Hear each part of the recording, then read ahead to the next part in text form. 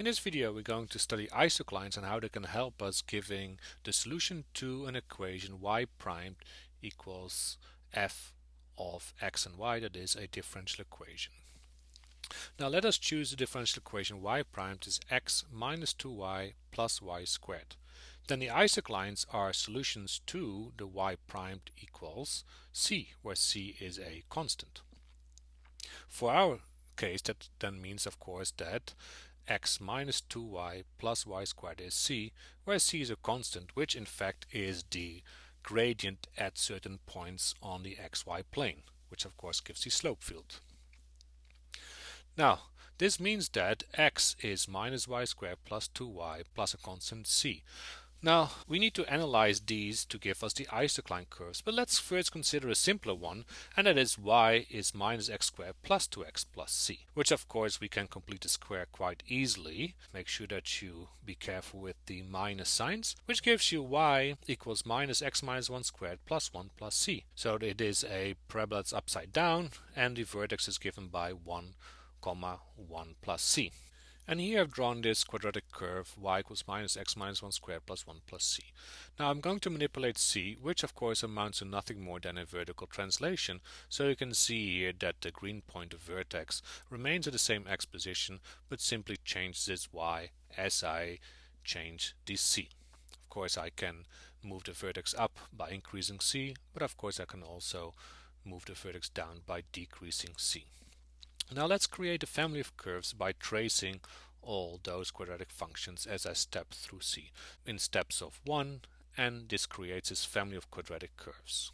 Now here I've shown it again. Now of course this was not the original function we had there. The y's and the x's were interchanged, but that amounts to nothing more than rotating the axis system y to x, which I'm simply going to do by rotating physically this picture. So here I've done that, just rotated clockwise, and all I need to do now is rename the axes, y vertical, x horizontal, and of course the equation, then I need to also interchange the x and y, and there is our quadratic with the isoclines. So here I've redrawn the isoclines x equals minus y squared plus 2y plus c for various values of c ranging from minus 3 to 3. Now let's make our solution go to the point 0, 1, so I'm going to create that point right there. And now let's remember what those values of c means. That means that the gradient anywhere along this isocline is that value. So minus 1 at that point 0, 1, then 0 for C0, 1 at C1,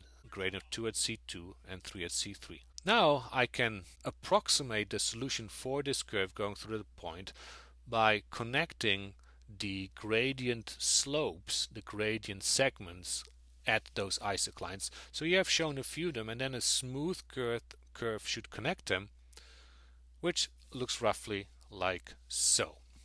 Now the one to the right of the point is rather easy. The one to the left is a little bit more tricky. So it has a gradient of minus 1 at the point 0, 1, and then a little bit to the left of that it's a little bit steeper, but negative of course. So you can see that it reaches the C minus line again, roughly where I've drawn it. And of course the next isocline up is the C equals 0, so it's horizontal. So you see that the red line never becomes horizontal before it can hit the blue line, and so therefore it never quite crosses it. Now let's trace this with a bigger font size, and there you've got it. We can of course verify this using technology. So we have drawn the iso curves, and now I'm going to draw the slope field using technology over here. Of course remember that the little segments that make up the slope field take on the values of C when it crosses those isoclines. Now the point was 0, 1, so the orange point is what the solution needs to go through. And let's draw the right hand branch first, and there you can see this is the right hand branch. It crosses the isoclines at the appropriate gradients, and on the left hand side the solution is here roughly what we saw.